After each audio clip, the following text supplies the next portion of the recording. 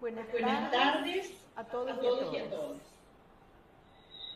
En primer lugar, queremos agradecerles la paciencia que están teniendo. Yo también estoy un poco impaciente, porque en realidad todos esperamos que las cosas funcionen técnicamente y estaban preparadas, pero como siempre sucede, acontece todo lo que uno no prevé que va a acontecer con la tecnología. Esta jornada se enmarca en el tema de la prevención contra el maltrato infantil. Como todos saben, el día 25 de abril se desarrolla la jornada de prevención contra el maltrato infantil. Una de nuestra Defensoría de Derechos de Niñas, Niños y Adolescentes es precisamente que niñas y niños puedan tener garantizados entornos saludables que les permitan desarrollar, crecer. Y para eso es necesario que las familias, las comunidades, todo el entorno desde el Estado a cada familia le podamos brindar a niñas, niños y adolescentes entornos que les permitan desarrollarse, crecer en forma saludable, cumpliendo los principios de la Convención que indican precisamente que adultos y adultas somos responsables de la protección particular que los chicos merecen por su condición de sujetos de derecho en desarrollo. Eso los hace particularmente vulnerables. Y es lo que nosotros venimos trabajando con este proyecto y este programa de cuidar la crianza. Una crianza de la cual niños y niñas merecen estos entornos libres de toda forma de violencia. Es por eso que en este marco hemos decidido invitar a dos profesionales. En la República Argentina, el 60% de niñas y niños viven en familias que, o porque no saben, o porque no pueden, o porque están bajo determinadas presiones, viven situaciones de violencia. El 35% de los niños y las niñas sufren en la República Argentina violencia física. Y hay un 6% de los chicos y las chicas que reciben castigos severos. Esto nos lleva a que podamos tomar conciencia de cómo repercuten las acciones del mundo adulto en la vida, en las actitudes, en el desarrollo de niñas y niños. Por eso hacemos esta jornada. Por eso queremos que padres, madres, cuidadores, abuelas, abuelos, comunidades, organizaciones, podamos ser un megáfono que nos permita trabajar infantil. Yo voy a darle para esto la palabra. En primer lugar, hemos invitado a dos profesionales. Una queridísima psicopedagoga, María Zinman, que ya ha venido trabajando en otras instancias con nosotros, que es la fundadora de la Fundación Libres de Bullying, y a ella la hemos invitado. Y por otro lado hemos invitado a un querido amigo y también colaborador frecuente de nuestra Defensoría, el doctor Leandro Dionisio. El doctor Leandro Dionisio es psiquiatra, está especializado y preside el Instituto de Bienestar y es profesor universitario. Entonces, en primer lugar, vamos a darle a 15 minutos, yo voy a hacerles una pregunta y le vamos a dar 15 minutos a cada uno de nuestros disertantes y luego vamos a abrir a las preguntas. En el equipo de soporte están recibiendo las preguntas por Zoom y también por YouTube, que pueden realizarlas y nosotros aquí se las vamos a transmitir a nuestros conferencistas. En primer lugar le vamos a dar y la vamos a presentar a María Zinman. María Zinman es psicopedagoga y, como dije, ha fundado la Asociación Libres de Bullying. María va a tratar de hacernos, le vamos a pedir que nos haga una reflexión en torno a cómo repercute en los chicos y en las chicas la violencia familiar, el maltrato y cómo eso incide en sus modos de relacionarse, en su vida social, de qué manera todo lo que acontece en el sistema familiar influye en chicos y chicas. Gracias, María. Gracias. Buenas tardes. No sé si se escucha bien. ¿Me están escuchando? ¿Va todo bien? El audio. Perfecto. En primer lugar, agradecer enormemente que me inviten a este conversatorio. Es un honor formar parte. Y pensaba recién desde que comenzamos ahora, ¿no? ¿Qué nos pasa a todos con la impaciencia? Sería mejor pensar qué nos pasa o si podemos ser pacientes, ¿no? Me parece que no estamos en general siendo pacientes, que no estamos en general desarrollando la espera. Y esto lo pienso en la crianza y lo pienso en los niños de ahora y lo pienso en las reacciones que tenemos en general hacia las infancias.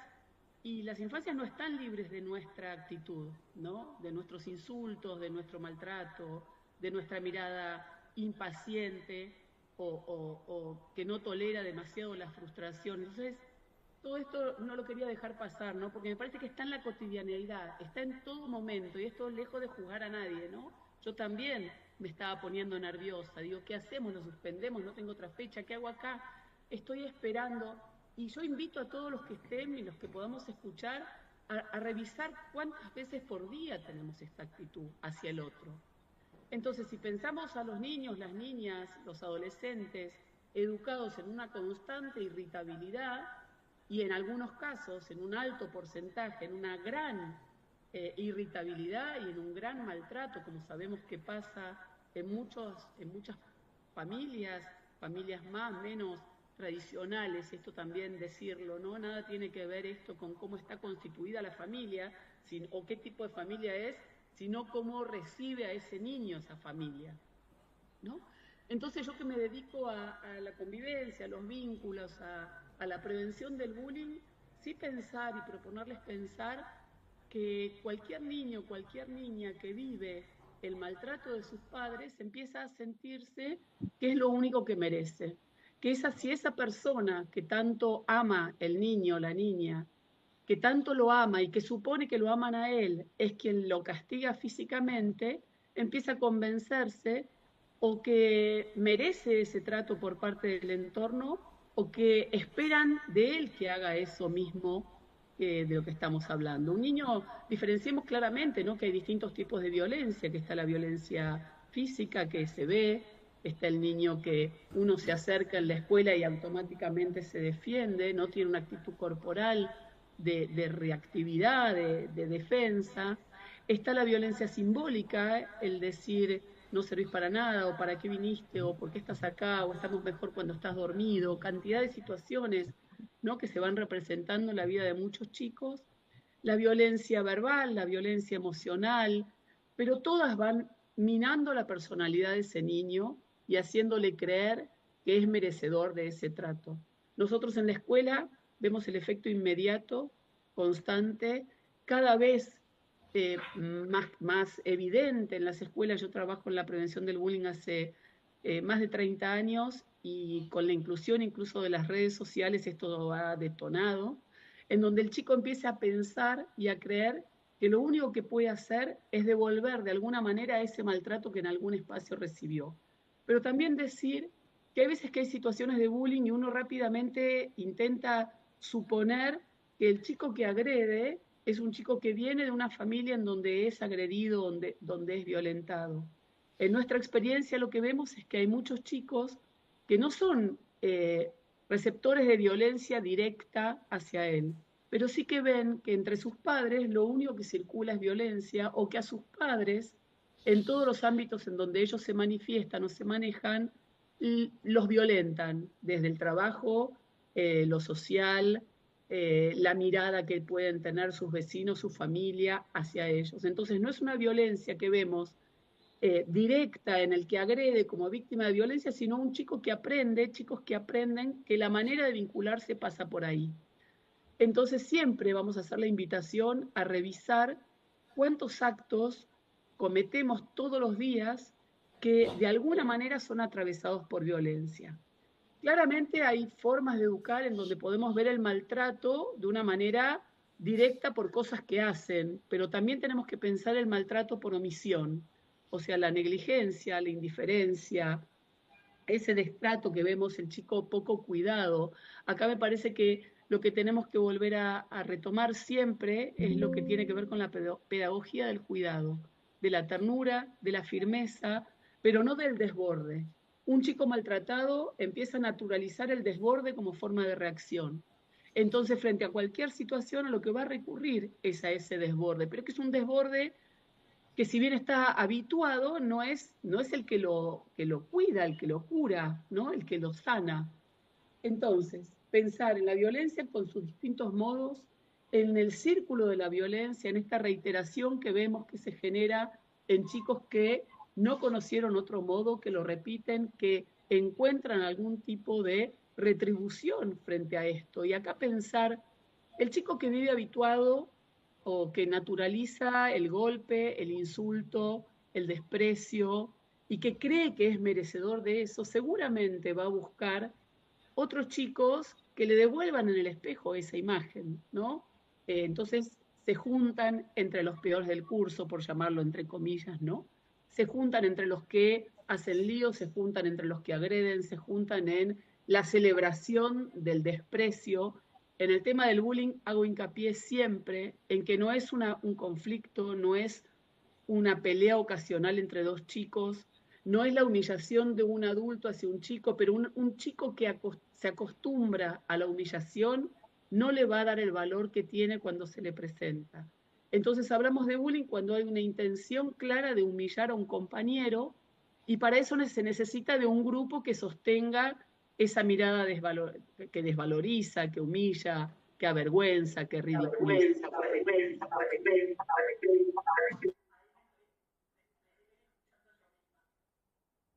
Ahora vamos mejor. Entonces, cuando hablamos de bullying y hablamos de ese chico avergonzado, tenemos que pensar en cuánto aprendió de la posibilidad de ser avergonzado por sus mismos padres. O sea, hay padres que avergüenzan, que humillan, que maltratan, que pegan, y ese chico empieza a sentir que ese es el lugar que le corresponde a nivel social. En la escuela lo va a replicar ubicándose en uno de los dos lugares protagónicos o naturalizando como grupo de pares que otro le haga eso a un compañero o que él mismo sostenga riéndose eso que se le está haciendo al compañero. Yo creo que tenemos que trabajar un montón desde el Estado, desde las políticas públicas, desde las escuelas, desde los clubes, desde los medios de comunicación, para que entendamos que los chicos no inventaron el maltrato, que los chicos están reproduciendo constantemente situaciones de maltrato que aprenden, que reciben, que ejercen, pero que no se puede dirimir eso en espacios en donde se fomente la humillación nuevamente. ¿Por qué lo digo? Porque hay veces que hay situaciones de bullying, hay situaciones de conflicto, hay situaciones de violencia extrema y grave en una escuela, y lo primero que se busca es la exposición pública. Y yo creo que con tanta exposición pública lo que estamos generando es más violencia, porque se empieza a aprender y se sigue aprendiendo que la humillación es la forma de comunicarse con los otros. Por lo tanto, los problemas en las escuelas hay que entender que se tienen que dirimir en las escuelas con apoyo del ministerio, de las oficinas, de todo lo que haga falta, pero no los medios de comunicación. Y hay veces que padres maltratadores, madres maltratadoras, como grupo de padres, no digo en la violencia solamente directa de una familia con sus hijos. Hay veces que los grupos de padres como tales ejercen violencia sobre el curso, sobre el docente, que ejercen maltrato sobre otros compañeros pidiendo la expulsión, pidiendo cantidad de cosas que a veces uno dice, bueno, pero ¿qué haría esa persona, esa mamá, ese papá si le sucediera a sus hijos, ¿no? Entonces, cuando la reacción de las comunidades de padres son violentas, todo ese curso aprende la violencia como modo de acomodarse a una situación social. Yo creo que tenemos que insistir en las consecuencias del maltrato, Las consecuencias del maltrato son, como les decía, el naturalizar el destrato, el maltrato, el insulto, el agravio, el golpe, la mirada despectiva, el apodo que ridiculiza, no es el apodo cariñoso, sino es un apodo que expone, la intolerancia, la falta de abrazo, la falta de mirada, no sé si compasiva es la palabra, pero sí cariñosa, ¿no? El entender que cualquiera se puede equivocar, que a cualquiera le pueden salir mal las cosas, que a cualquiera le pueden salir mal las cosas en público y entonces lo mejor que uno puede hacer en lugar de reírse es acercarse para ver de qué manera lo ayuda a reparar y que sin duda el maltrato de un adulto a un niño, niña o adolescente enseña a los demás a que maltraten. ¿Qué quiero decir con esto? Y para finalizar un poco esta participación, si un adulto, un docente, una mamá, una tía, una abuela, humilla a un niño, no está haciendo bullying, pero está habilitando el espacio para que los demás sí lo hagan, porque estamos aprendiendo, estamos criando, nos estamos organizando de una manera en donde al otro se le puede decir cualquier cosa, se han vuelto a decir palabras que ya no se usaban y se usan diagnósticos de personas para descalificar, para insultar, y yo creo que ahí tenemos que revisar, como les decía al principio, muy honestamente cada paso que nosotros estamos dando como adultos para que los chicos vivan en un entorno que sea amoroso y que, insisto, la violencia no es solamente el golpe que uno ve, el maltrato no es solamente el golpe que uno ve, sino ese lastimar permanentemente la autoestima del otro. Y yo creo que ahí, desde al menos mi aporte, tenemos que insistir. Así que gracias. No sé si ahora viene un intercambio. Si quiere, les doy la palabra. Después vuelvo, ustedes me dirán. Sí, nos quedamos, voy a rescatar alguna de tus intervenciones, ¿no? En primer lugar, te voy a dar las gracias por haber retomado esto de la paciencia.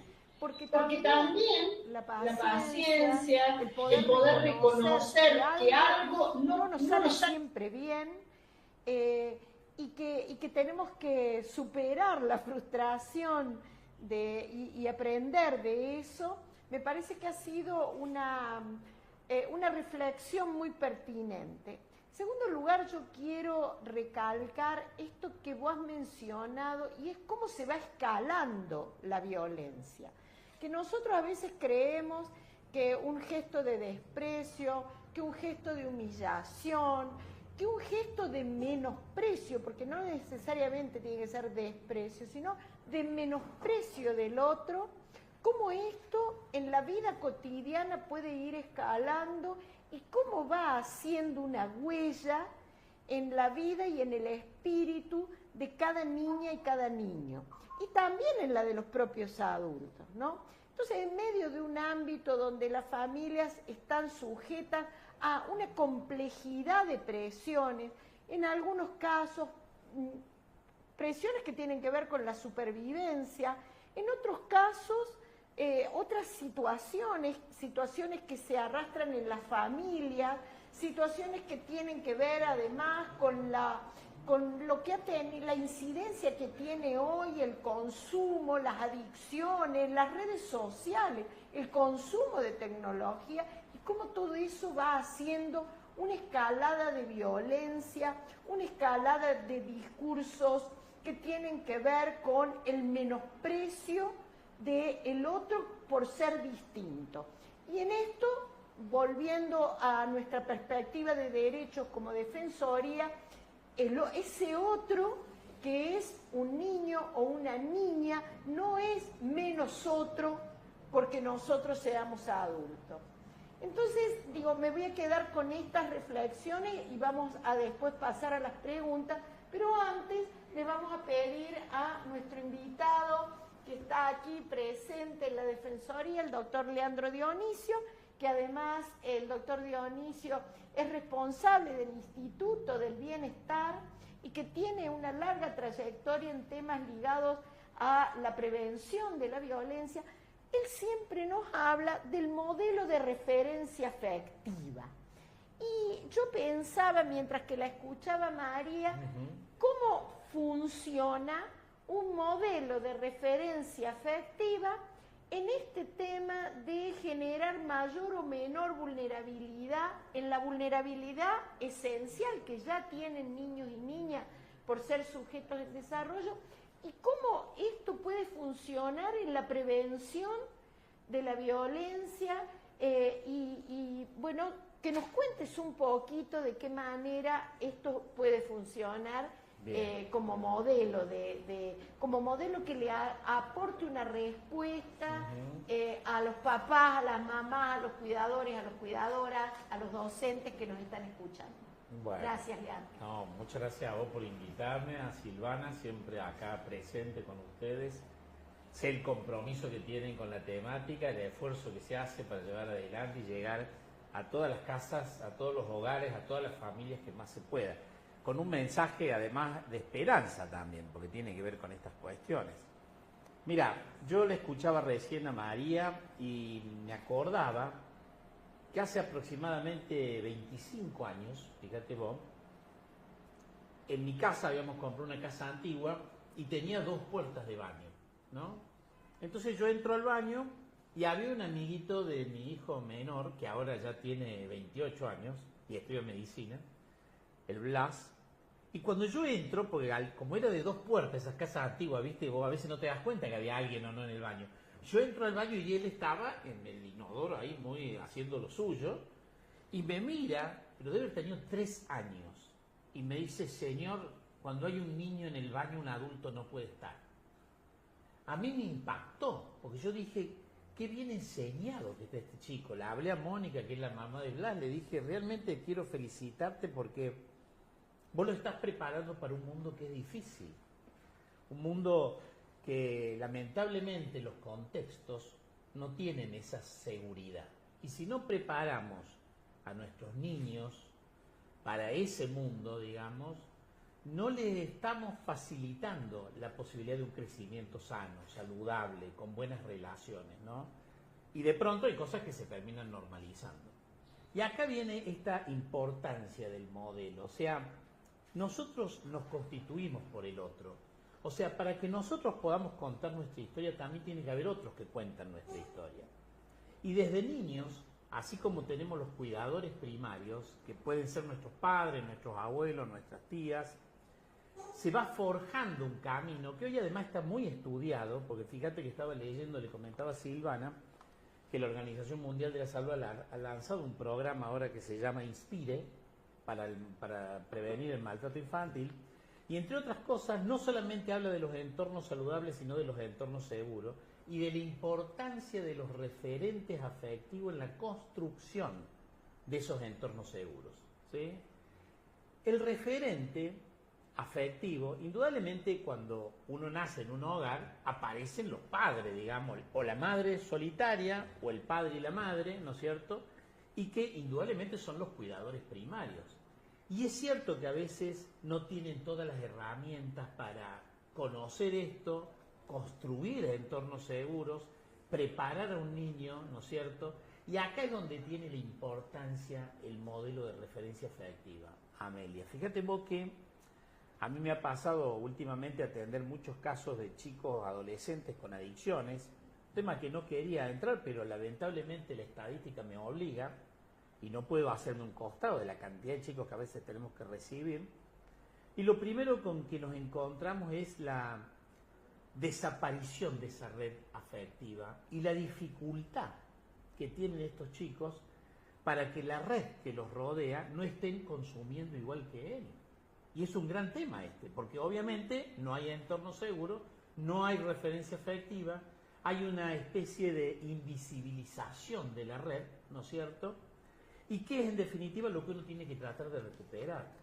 No es complejo, en realidad, si nosotros somos capaces de desarrollar talleres que brinden a estos adultos que deciden tener hijos o adultos que trabajan con niños a comprender acabadamente lo que implica construir entornos seguros, lo que implica la comunicación, lo que implica el fortalecimiento de la estima a partir de la comunicación, porque cuando yo no ayudo a un niño en construir la confianza en sí mismo, lo estoy preparando precisamente para entornos absolutamente inseguros, para relaciones dependientes, para relaciones tóxicas, patológicas, no lo estoy preparando para que tenga las fortalezas que el mundo de hoy nos está exigiendo. Entonces el modelo de referencia es un modelo que te diría que tiene hasta la misma importancia de la intervención que puede tener un médico o cualquier tipo de tratamiento. Yo puedo tratar a un paciente si el porcentaje de la referencia afectiva está presente. Si no, sin esa referencia afectiva y sin la voluntad del paciente, el tercio que a mí me toca como psiquiatra no sirve de nada, les aseguro, porque lo vemos sistemáticamente. Entonces, creo que hoy es el modelo que tenemos que aprender a desarrollar. Hay que dar más herramientas a los adultos para que sepan lo que significan los entornos seguros, la construcción de redes afectivas que ayuden al crecimiento y desarrollo de niños y niñas y, por supuesto, a la protección de un mundo que se muestra difícil por la tecnología. El acceso hoy, obviamente, a la información no es el mismo que en otras épocas y si nosotros no ponemos el eje en esta cuestión, en este tipo de modelo, la estadística va a ser cada vez peor. Yo voy a recalcar dos cosas de lo que vos acabas de decir. Una primera cosa que tiene que ver con que protección no es sobreprotección.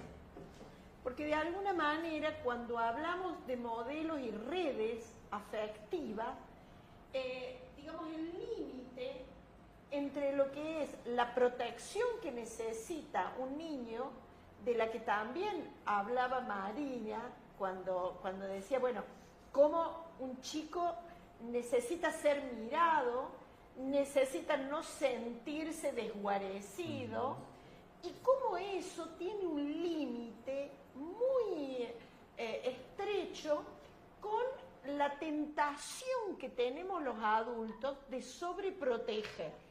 Sí. ¿No?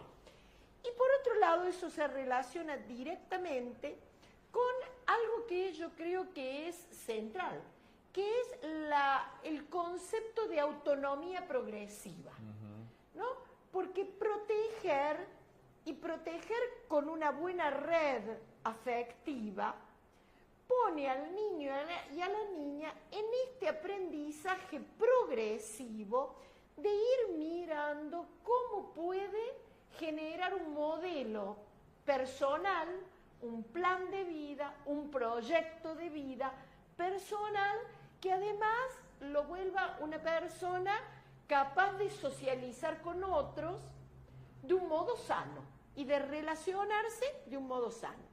De allí que yo creo que hay dos conceptos que vienen de la perspectiva de derechos de niñas y niños que tienen que ver con esto, con comprender qué significa protección y qué significa esta protección especial que merecen los chicos y las chicas y qué significa el acompañamiento en el desarrollo de esta autonomía progresiva.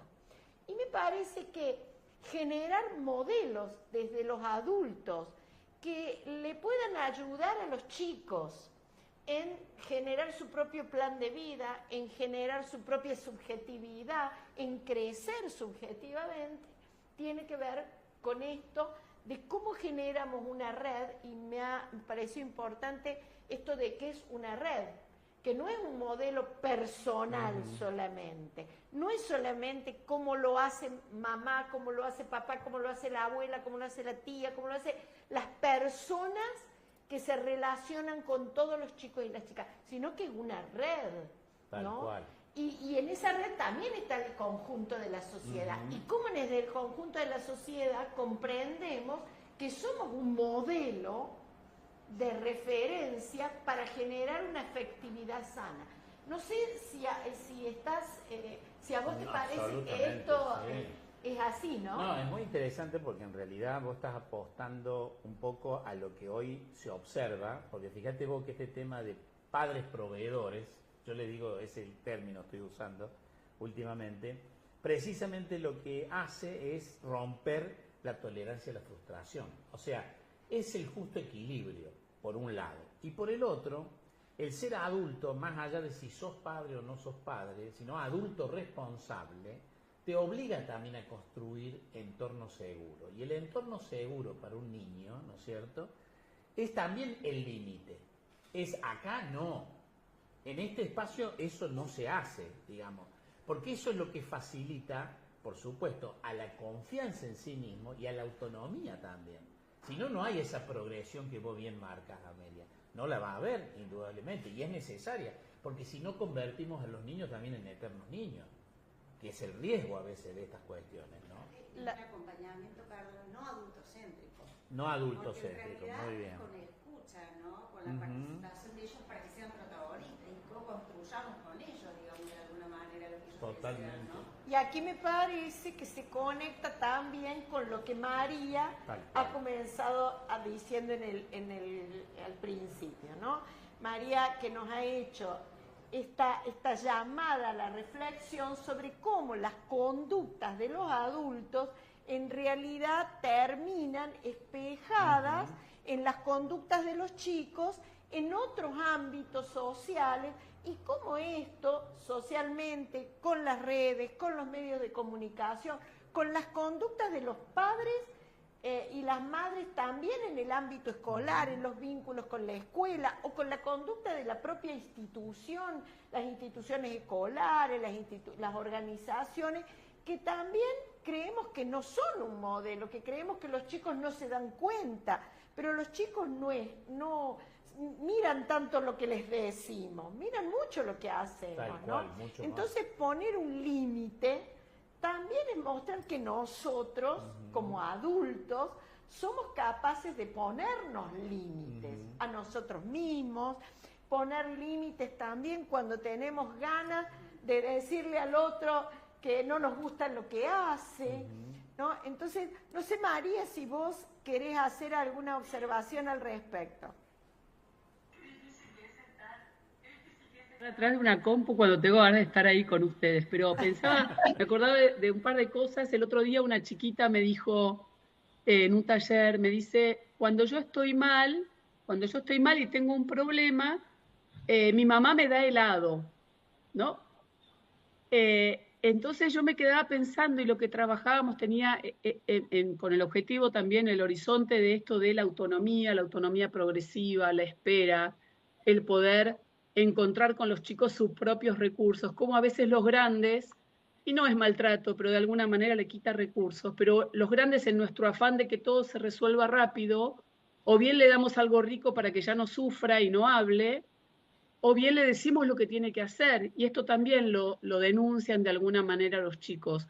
Mi mamá me dice lo que yo tengo que hacer, pero yo no puedo hacer eso es lo que ella puede hacer. Y en un país en donde cada vez es más difícil decirle al niño, andá, volvé solo de la escuela, o andá al almacén y comprá esto, ¿no? O arreglate y cociná solo, las cosas nos dan mucho miedo. Y cuando tenemos miedo le quitamos recursos porque nos adelantamos a lo que ellos pensamos pueden querer hacer. Y lo que en realidad quieren es tener tiempo para probar, para equivocarse, para decir, no sé, quiero sufrir en silencio, déjame un poco y estate acá al lado, no me hables todo el tiempo. A veces eso es lo que me dicen los chicos, ¿no? Yo no quiero que mi mamá me pregunte, yo quiero que mi mamá esté al lado. Y yo le cuento lo que quiero. Y a veces las mamás lo que decimos es, bueno, si no querés hablar, déjame, voy a hacer algunas cosas que tengo que hacer. Y lo que el chico quiere es que se quede pero callada. Entonces digo, el maltrato evidente por ahí a veces nos llama la atención, pero hay tanta sutileza en esta dificultad que estamos teniendo para darle a los chicos lo que los chicos necesitan y no lo que nosotros pensamos que tienen que necesitar. Entonces le damos órdenes de cómo tienen que tratar al otro, le ponemos un significado a sus problemas vinculares que no es el que para ellos tienen, y ahí un poco, Amelia, lo que vos decís, ¿dónde está el límite, no? ¿Cuál es el límite, el borde? Creo que es un tema en esta época de poder manejar esto. Como dice el doctor, acá no, acá sí, lo que vale en la cancha no vale en el aula, lo que vale en mi casa no vale en la escuela, lo que vale en la vereda no vale en mi casa, como trabajar un poco estas ideas para también transmitir que estamos presentes y que somos adultos, no que somos niños, ni niñas, ni adolescentes, no que somos adultos y por lo tanto los podemos cuidar.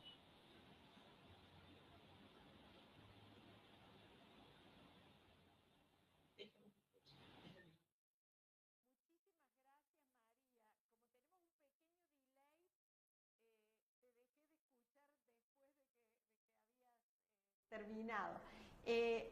Nosotros ahora queremos pasar a las preguntas, porque creemos que este espacio ha querido ser un espacio de reflexión.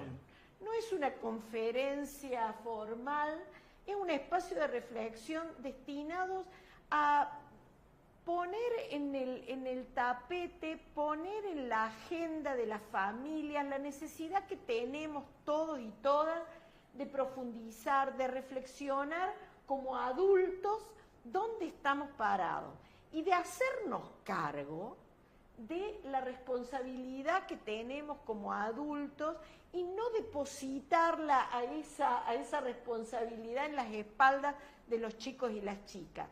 Entonces yo creo que este espacio ha intentado dar algunos tips, algunas pautas. Nosotros desde la Defensoría, mientras que los chicos van recogiendo las preguntas, solo decirles que estamos disponibles para la escucha y retomar lo que dijo María. A veces se escucha también con el silencio. Acompañar es una forma de escuchar.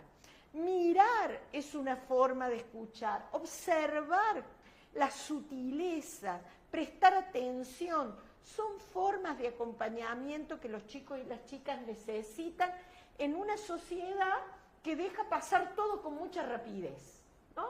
Y todos nos olvidamos ya de lo que pasó ayer y ya pasamos a lo que viene mañana, y que el crecimiento y el desarrollo progresivo necesita tiempo, necesita espacios, necesita acompañamiento.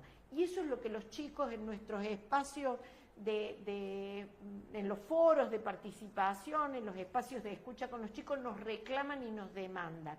Nosotros no queremos solo que nos digan cómo hacerlo, queremos que nos escuchen, queremos escuchar, queremos estar acompañados, queremos sentir que alguien está esperando, pendiente de nosotros, mirándonos, y que también nos da esa libertad para equivocarnos, ¿no?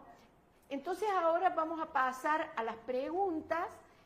Martín y Fernanda están recibiendo las preguntas y ahora vamos a dar este tiempo para respuestas que la gente que está conectada quiera hacer.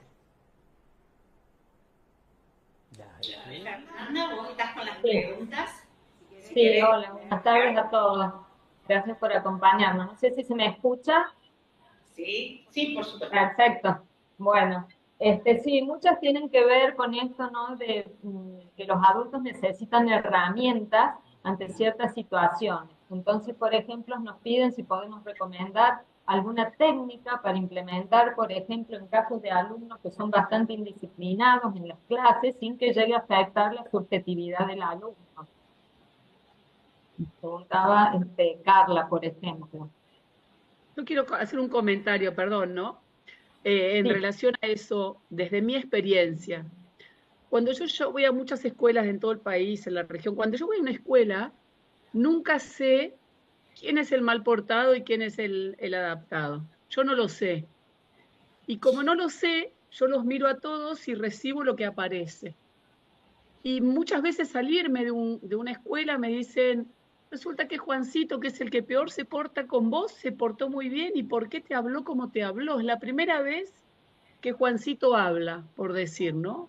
Y yo creo que hay algo de la no estigmatización que es lo que habilita que los chicos se porten de otras maneras.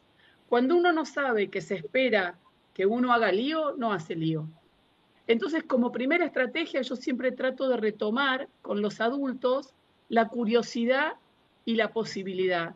Que sean curiosos con los chicos, a ver qué otra cosa tiene para darme, a ver qué otra cosa tiene para decir, a ver qué pasa cuando yo lo miro de otra manera. Claramente hay situaciones distintas, hay chicos que son disruptivos un poquito, digamos, hay otros que realmente son muy demandantes, y hay veces que hay en un grupo varios chicos muy demandantes. Y ahí retomo la palabra, Amelia, de la red. Yo creo que hay veces que el docente estaría bueno que pueda convocar a alguien de afuera que mire a esos chicos desde sus miradas y no desde las que ya tenemos puestas. Pero bueno, es solo una sugerencia.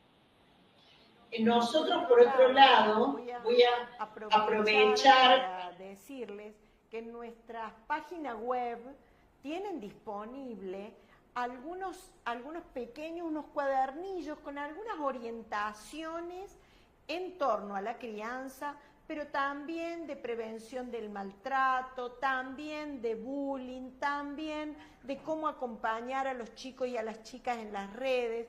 Nuestras guías para una crianza cuidada son muy sencillas, las puede entender todo el mundo.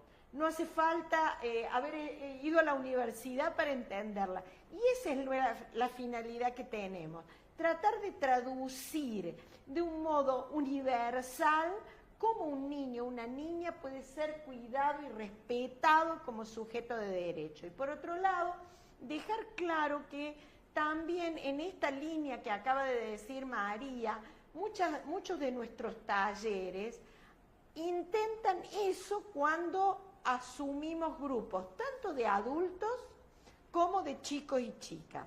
El hecho de ser una institución dedicada a la garantía de derechos y que no podemos conocer a todo el mundo a donde vamos y a todos los barrios y a todas las personas, nos ayuda a sacar cualquier estigma, cualquier prejuicio, porque nos dirigimos sin prejuicios. Por eso yo creo que también eso puede ser una manera de referenciarse afectivamente con los chicos, ¿no? Perder el prejuicio de que este chico va a hacer esto, que mi hijo siempre responde de esta manera, y ayudarlo a descubrir que puede hacerlo de otras maneras, ¿no? Y me parece que eso también puede ayudar. A mí me gustó el planteo con cierta ternura que hace María del cuidado, porque dice ser curiosos, ¿no? Y me vienen a la cabeza dos temas. Primero, dos series que han sido la adolescencia, no sé si es una serie terrible que está en Netflix, y otra que está en Flow que se llama Invisible, que es sobre el tema del bullying. Y es lo que ocurre, porque vos recién lo demandaste, Amelia, de alguna manera, y me parece que es un rol fundamental del referente. El referente tiene que aprender a observar, no solamente transitar la vida con sus hijos, porque a veces el tema es que los cuidadores creen con que esté el alimento, la educación y la comida, está resuelto el problema de ser padre o madre, digamos. Y se olvida de la faceta de la protección, que es fundamental, porque para yo poder desarrollar la función de protector y de generador de ambientes seguros, tengo que ser un gran observador, curiosamente observador, ¿sí? De tal modo que no me atropelle lo que me entero, digamos, sino que esté permanentemente indagando y además generando esos espacios de comunicación que a veces los perdemos en el trajinar de la vida, ¿viste? A veces no almorzamos juntos, no desayunamos juntos, parece que no hubiera espacios para estar con nuestros hijos y por lo tanto a veces perdemos el diálogo, pero el diálogo no del diálogo superficial de todos los días, sino cómo estás, cómo te sentís, cómo llevas la vida, en qué puedo ayudarte, en qué puedo acompañarte. Me parece que María, cuando habla de la curiosidad, me encantó, porque me parece que va por ahí, y vos también ya lo habías mencionado, Amelia. Me parece una herramienta muy importante la observación, mucho más que la provisión, porque la provisión tiene que ver con tapar necesidades a lo loco, como diciendo, bueno, no tengo tiempo, entonces, bueno, ¿qué querés vos? Tomá, que tenés, y sigo el camino, y no me detengo a pensar por qué quiere esto, por qué necesita esto, ¿no es cierto? Ese espacio que me posibilite a mí verdaderamente ser curioso con mis hijos, ¿no? Fernanda, si tuvieras alguna pregunta o comentario que quieras destacar, porque queremos ser muy respetuosos con el horario que hemos propuesto a pesar de las dificultades de comenzar, pero te proponemos que leas alguna.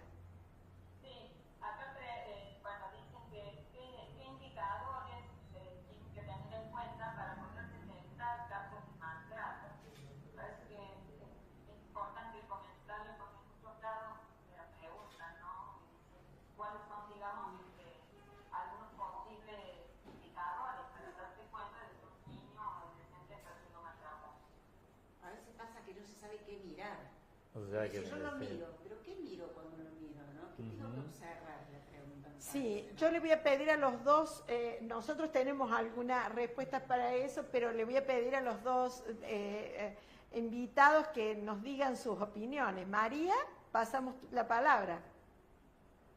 No, gracias. Yo creo que los chicos, cuando un niño está feliz, es un niño que juega, es un niño que tiene ganas de comer, es un niño que duerme, es un niño que se comunica, que se lo ve físicamente desplegado, aunque sea tímido, ¿no? Y que cuando nosotros vemos que algo de esto nos llega como que no, que está muy irritable, que es muy reactivo, como decía, que viene desalineado, pero que viene también como muy metido para adentro, nos tenemos que hacer alguna pregunta. Yo siempre tengo miedo a la hora de dar tips o signos o señales de que uno después interprete como de manera siempre de la misma manera un signo, ¿no? Puede ser que un chico deje de dormir o deje de comer porque tiene un problema en la panza o porque le duele la cabeza y no porque está siendo maltratado. Pero digo, hay ciertos indicadores para mí en las escuelas de que el chico quiere pasar desapercibido, son chicos que se esconden contra la pared, que se ocultan, que vienen tarde, que se quieren ir,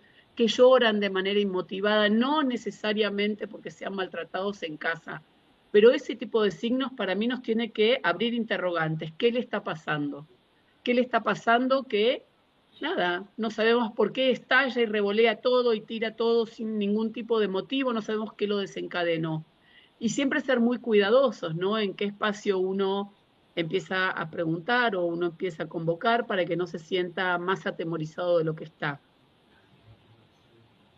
Me parece muy importante lo que dice María, porque pone bien el foco en los indicadores que además están estudiados, ¿no? Al respecto del niño, de la niña. Pero a mí, yo le agregaría algo que también me parece importante. Cuando uno nota, ¿no es cierto?, algo que aparece en el niño y no le encontramos alguna explicación, a mí me parece que a nosotros nos da mucha información el poder conversar con otros adultos que nos toca cuidar, ¿no? Este tema de poder compartir con el otro, che, ¿cómo lo ves vos? Vos sabés que me está generando esta idea, no sé si vos has escuchado algo, o sea, la posibilidad de compartir con el adulto es algo que nosotros tenemos que volver a recrear, porque lamentablemente yo observo en este tiempo que las dificultades que hay en las parejas, en vez de aumentar ese tipo de comunicación, más allá de que en una vez el proyecto de pareja se rompió, parece que fuera una disputa con el niño. Y entonces, en vez de generar protección, espacios de seguridad para el niño, termina siendo como el elemento de intercambio de la propia pelea que no se resolvió maduramente en esta pareja. Por eso apelo a esta idea de volver a recuperar el diálogo entre adultos también, porque no es la misma mirada que podemos tener entre adultos para poder ayudar y generar el espacio de seguridad para el niño a usar al niño en estas cuestiones, ¿no es cierto? Me parece que eso sería como complementando lo que decía María. Sí, yo para cerrar un poco, me parece que por un lado hay cambios de conducta y un poco apuntando a lo que decía María hace un momento, esos cambios de conducta no son cambios de conducta ocasionales, sino que hay una cierta persistencia. Eso me parece que, ¿qué pasa con los cambios de conducta de un niño y la persistencia en esos cambios de conducta? Que además puede haber signos físicos que también hay que observar, pero que me parece que es importante esto que acabas de señalar, que es importante hacer un diálogo entre los adultos. En nuestra casuística, dentro de la Defensoría, todas las situaciones de violencia y las situaciones de disgregación familiar que generan entornos inseguros, ¿no? Le traen a un niño muchos cambios de conducta.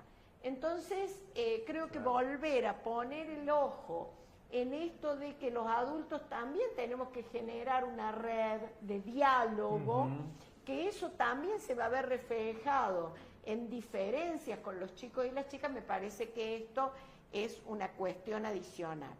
Fernanda, si hay alguna pregunta que te parezca relevante, si no, lo que vamos a hacer es pedirle a todos los que están que tomen nota de nuestras redes sociales, de nuestros teléfonos, de el mail de la Defensoría, a los cuales nos pueden escribir y consultar. Y decirles a todos que aquí esta charla va a quedar colgada en YouTube, y bueno, y que los estamos esperando siempre con el corazón y el oído abierto para poder ayudar y colaborar en fortalecer también a las familias, a las instituciones y a los cuidadores. Fernanda, ¿hay alguna pregunta que te parezca que es extremadamente relevante? Rondaban más o menos sobre lo mismo, ¿no? Esto de lo que venimos hablando, de las herramientas, de qué estrategia y qué hacer ante esas situaciones de violencia. Así que creo que más o menos estaría, de todos modos, como dice Amelia, cualquier duda se pueden comunicar con la Defensoría y tengan en cuenta que bueno, tenemos mucho material también para los adultos y unas guías que se elaboraron el año pasado que tienen que ver con todo esto, que las pueden descargar y es mucho material que tienen para poder utilizar en las aulas o cada uno en el ámbito donde se maneja. Bien, para terminar, yo quiero agradecerle a los dos profesionales que nos han acompañado hoy. Quiero a María y a Leandro agradecerles muy especialmente y pedirles que sigan acompañándonos. Agradecerle a nuestro equipo de promoción de derechos y de participación que trabaja en todos los horarios. Agradecerle también a todo nuestro equipo de comunicación que ha tenido que hoy día sortear un montón de dificultades, y agradecerle muy especialmente a todas aquellas personas que se han conectado hoy y que siguen nuestras redes sociales y siguen nuestras actividades. Yo quiero invitarlos a que nos convirtamos en una gran masa crítica en favor de entornos seguros, de entornos saludables, de entornos libres de toda forma de violencia para niñas, niños y adolescentes. Esto es el único reaseguro de permanencia y de sostenibilidad que tiene la sociedad.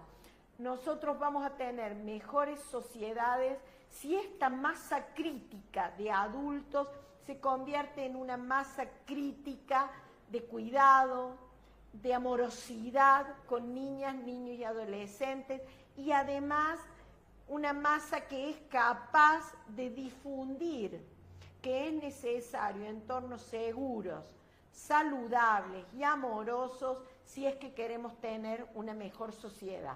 Muchísimas gracias a todos y quedamos abiertos para el día a día seguir acompañando a todos los adultos y adultas que estén necesitando de una mano y de un abrazo institucional.